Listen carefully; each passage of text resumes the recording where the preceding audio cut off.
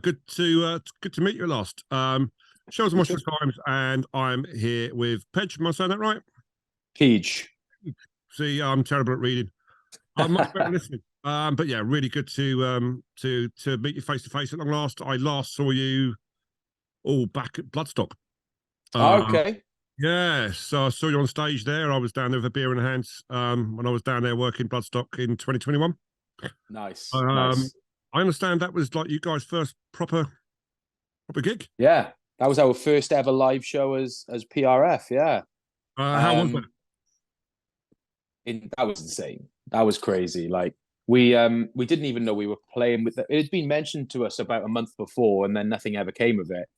And we played on Thursday night, and we got told on the Sunday that they wanted us to play, and we were like one from the top on the Thursday night on the Sophie stage, and they wanted us to play for like an hour or so, over an hour, and we had sort of prepped this kind of like 20-30 minute set because just in case we were playing. And then the Monday, Tuesday, Wednesday on the run up then was a bit hectic in rehearsals getting a set together, but it was insane. We didn't know how that was going to go, to be honest, because obviously, we're playing Disney stuff and punk stuff, and obviously it's a very metal orientated crowd at Bloodstock. We weren't quite sure how it was going to go down, but everyone loved it, man. Like we had a huge crowd.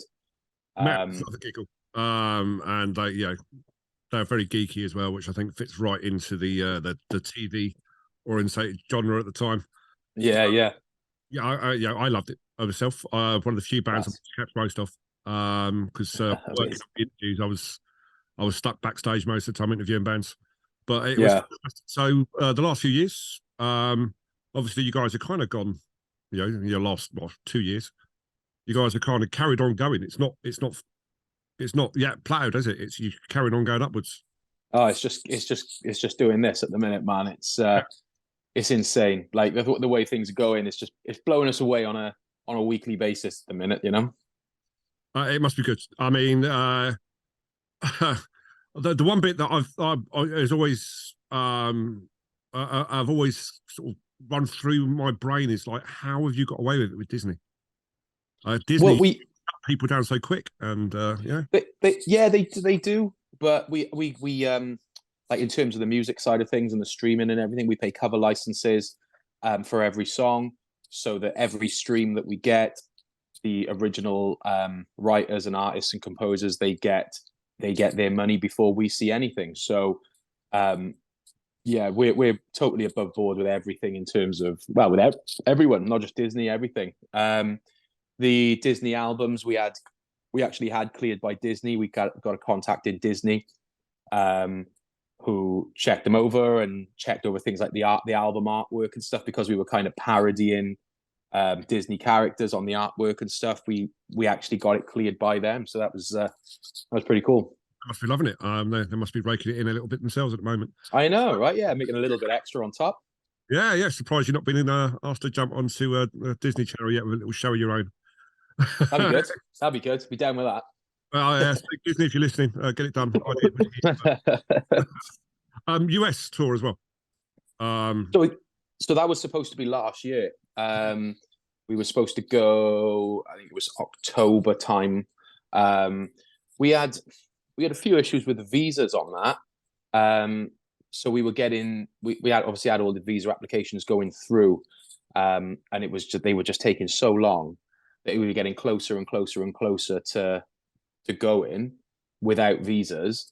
And we got to the point where we had to pay for the visas, and it was going to cost us a lot of money to get those visas done, with no real promise that they were going to get done in time.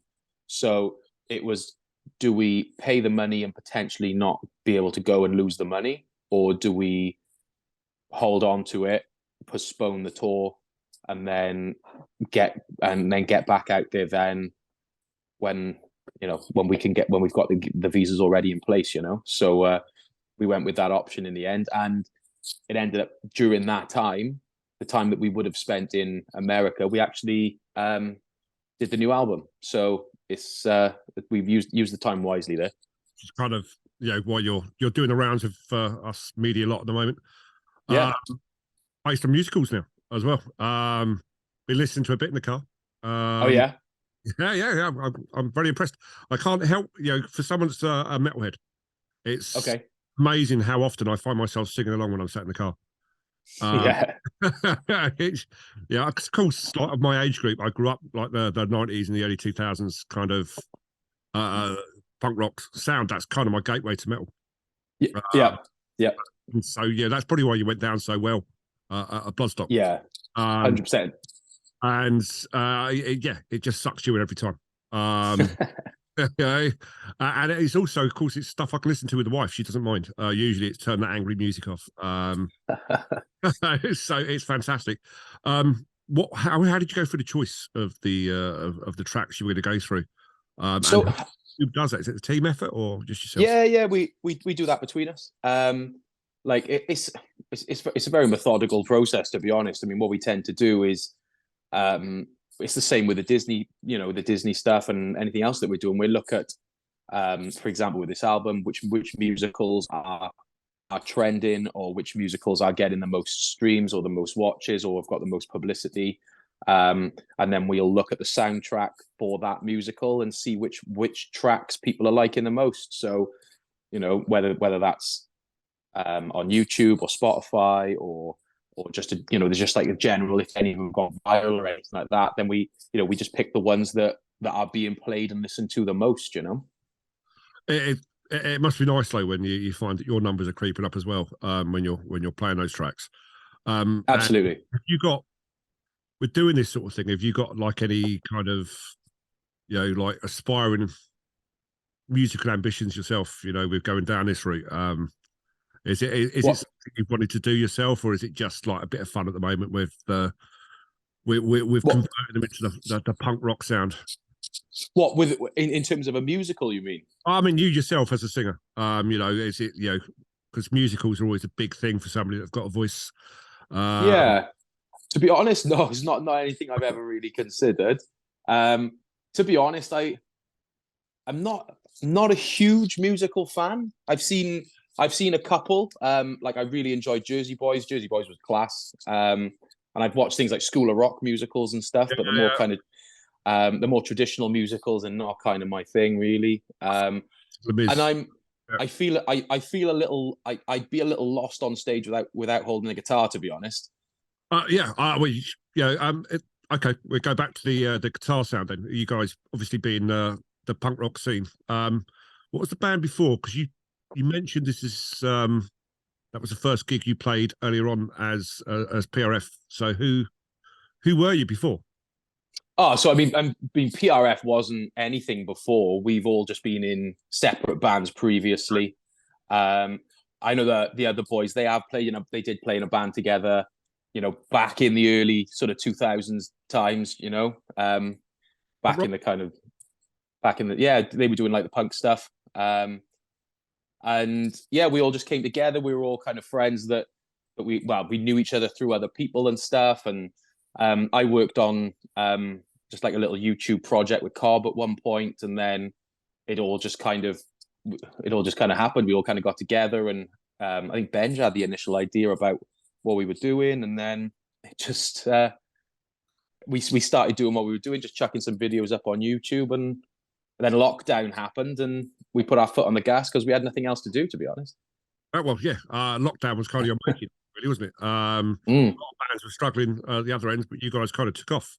The whole TikTok, YouTube scene, and everything like that just was perfect for you guys, I guess.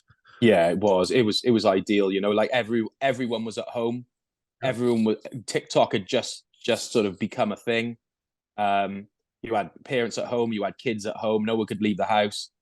The kids were watching Disney films and driving parents insane, I guess. And all of a sudden, then it was an outlet for the kids to listen to Disney stuff and the parents not to mind it so much, I guess. I think it's worked perfectly in that avenue. And for the new album, you guys, that comes out March the, is it 31st? March 31st of March, yeah. And are you guys planning anything special for the launch? So we've got new videos coming out tomorrow, the 28th of Feb, which is the video for Defying Gravity. And then we've got a new video dropping on the 31st of March, which will be for the single that drops then with the album. Excuse me. But yeah, we have got something up our sleeve for the album launch. I don't think I can say what it is right now, but to be honest with you, it's something that we've been discussing for a while, and it's just kind of been left on the back burner. And funnily enough, we actually talked about it today, and we're going to make it happen now, ready for the 31st. So Okay. yeah, we got something good in mind. Is this a stream or is this a live thing? Can you give me a little hint? Bit of both. Okay. There you go. Okay, I think we can hopefully put two and two together there. So yeah, well, we'll all be looking forward to that. I know my boss at Moshville Times absolutely loved you guys. He wrote glowing reviews your last album. Oh, amazing. And I think previously before actually. He's yeah, he loves that style of music. So he's was very happy when we heard we got you again. Amazing. Are you guys already planning more tours? I mean, at the moment, yeah, what does a band like yours do if you've got, you know, because you're not going to have, yeah, your writing process, I can imagine, is not too long. I mean, yeah, it's probably not as long as it would be as if we were writing from scratch, but yeah. we do essentially rewrite these songs. Like, you know, we start with obviously the basis of an original of an already existing song, but musically and structurally, then they just get ripped apart, you know. And you know, we do essentially sort of rewrite them from scratch, and that, but with the vocal melody and stuff that everyone kind of already knows, you know. But yeah, I mean, in terms of what's coming up, I mean, we've got a lot planned. We got a lot of stuff in the pipeline that, you know, that's a bit more international, and not just America. So we've got a big deal potentially coming up, that may get us maybe to Japan. Ooh. If you're Don't know how much of it next year, that could be handy because I'm going to Japan next year. Oh yeah, we'll see you there then. Yeah. And then, you know, obviously we're going to be. We've been to Germany a couple of times now, but we want to kind of make it more of a European run than just Germany specifically. So yeah, we're going to be looking at getting over to and doing a bit of a European run at some point now. Over there, or anything like that? What's that? Sorry. Festivals over there or anything like that? Showed any interest? Yeah. We've actually booked in for a couple of festivals in Europe this year. We're doing something in the Netherlands. We're doing Sweden, I think, somewhere in the Czech Republic, possibly. So yeah, we got a few bits and bobs coming up. I imagine the Dutch absolutely loving you guys, to be fair. Yeah, I think it'll go. I think that's going to go down well over there. I think that's going to be really good. Yeah, very well. And you filmed the show at Rock City. We did. Saturday night, was it? Sorry? Saturday night, am I right? Saturday or Friday night? Saturday night, yeah. So is that for you know, would I be right in guessing that's for a nice live DVD coming out or anything like that? Might be. Yeah, that we like as soon as Rock City was sold out, yeah, we knew we had to do something with that. Like, it's such a huge, iconic venue. To aside from festival crowds, you know, it's the biggest crowd we've ever done. And it's the biggest crowd we've ever done that have bought tickets just to see us. Do you know what I mean? Obviously, festivals are a bit of a different game, but you know, we had to do something special with it being sold out, and it didn't disappoint. Jesus, it was the most unbelievable night of our lives. It was absolutely bonkers. You managed to start coming down yet, or are you still floating? Do you know what? Even this morning, I was still floating around the house. I got to be honest, it was ridiculous. I've managed to come down a little bit this afternoon. I think now is about the only time that I've managed to scrape myself off the ceiling a little bit, because we've all been just in another world since Saturday night, you know. And what are you guys like as a band? Are you yeah, because you've been around the scene for a while, you know, various members of the band and stuff like that. Yeah. And you come across now quite calm and chilled, but are you starting to get a little bit of that that little ego at all as a band now that you're starting to get a bit of success at all? You get Not, do you know what? Completely the opposite. I got to be honest. We're so grateful and so humble with all this. Like, especially to be doing this now. We're all in our late 30s, and to be at a point in our lives now where we can do this as our source of income, as our job. And just to be doing something that we love, to be in the studio or on the road with, our best mates, essentially. To be playing to crowds and just to be having, we have so much fun with it, but we're so grounded with it. Like, none of us, I think if any of us started getting an ego, I think the other three would rip them down. Good to hear. Nobody having to pick out what the colours of the Smarties until you got one left. No, absolutely not. No. Perfect. Good to hear that. And so we mentioned the US tour earlier on. I've got a lot of US friends and people I chat to and stuff like that. When are they going to expect to see you reschedule and go back? Is that? It's on the cards. We haven't got anything sorted for it yet. We've got. Originally, we thought, because we cancelled it last year, we were thinking it was going to be this year. But this year's diary has just filled up so quickly, and there's still other things potentially being added to it that I think it'll probably creep into next year now, I would imagine. So they're going to get over here and see you, book their holidays. And, yeah. The UK's lovely. Yeah, weather's been great lately. Oh yeah. I mean, at least you got a good year for Bloodstock. It was bloody boiling last year, but so it was quite nice in the Sophie tent when you were on last year.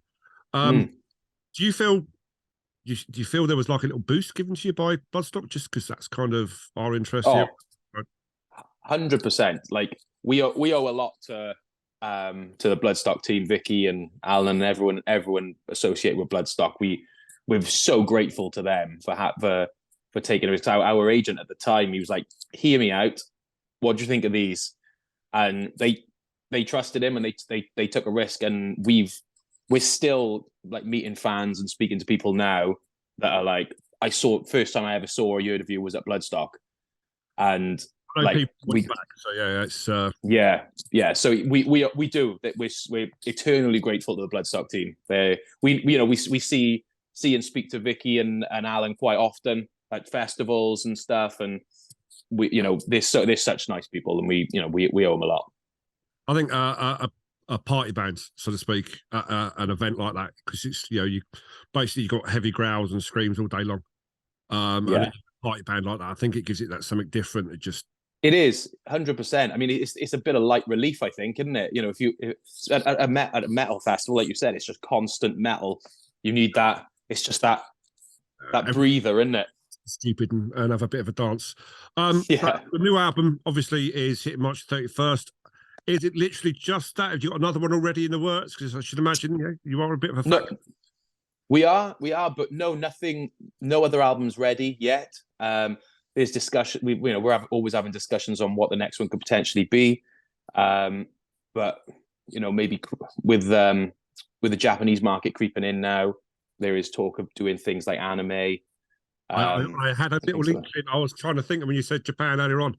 I was like, there's a little market there, and especially here quite now, because like the UK market's really getting into the whole Japanese culture and Japanese scene. My boys both on the spectrum, and it's massive to them.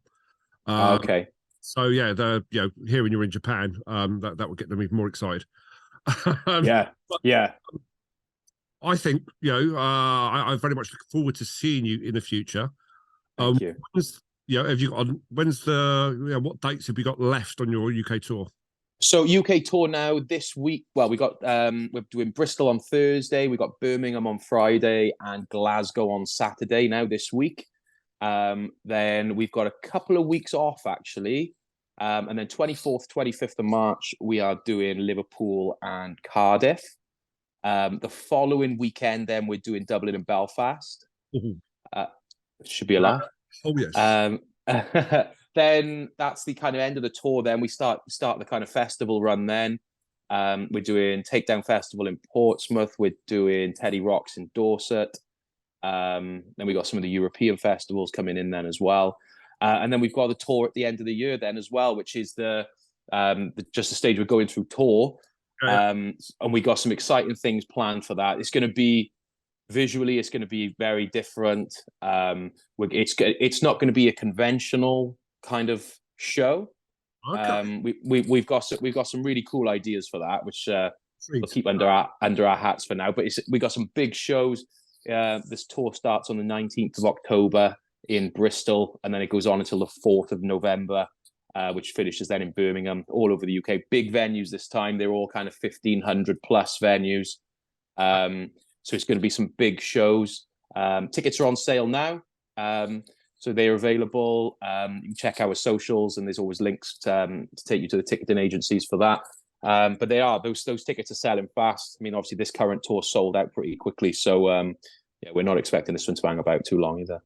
Well, hopefully I'll be able to catch you guys on tour somewhere over the next year, because it sounds like you guys are just one of the busiest bands around at the moment. Then you don't seem...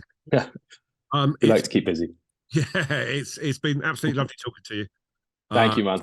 I will catch you again soon, hopefully. Cheers. No worries at all. Thank you so much, dude. Yes. Well, that's the end of the recording. And thank you very much for your time.